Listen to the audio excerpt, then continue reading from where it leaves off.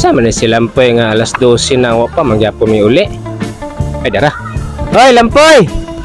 Tana kay Sir, kanina rin kong ulat ko. kanina ra alas 12 na manggod. Sila na nga akong mga classmate na dugay ko. O ano nadugay man ka? Halangan ben, sige pa man sila pahambugay be. Pahambugay. Apil po day ka. Siyempre, pahambog po lang po'y ginagmay oy. Ikaw gyud di gyud ka pwede magpalabaw ba? Ingon man ang akong classmate, pero nga ang akong tatay kay engineer. Oh, niya.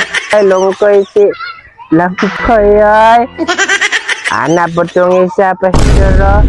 Ako yung papa kay doktor. Niya. Ito na po. Samot yun ko, Pastor. Naglibog ko sa akong ipanghambog, oy.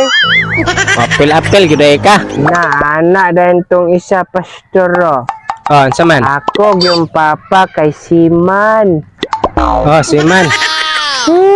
Ang problema yung ko, Pastor, oy. Saya kong panghambog, oy.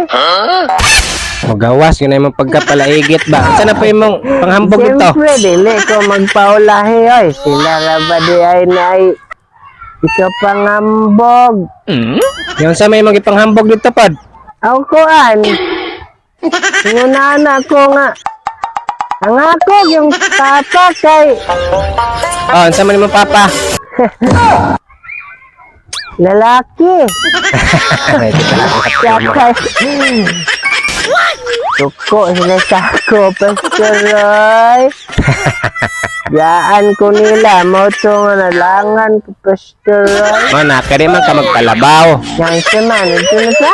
Tara kaya nagbabulbol na imong ano, tilangin mo. Pwede drive, Pastor. Sige kay ganun na ramin nagulat nimo. Talaga.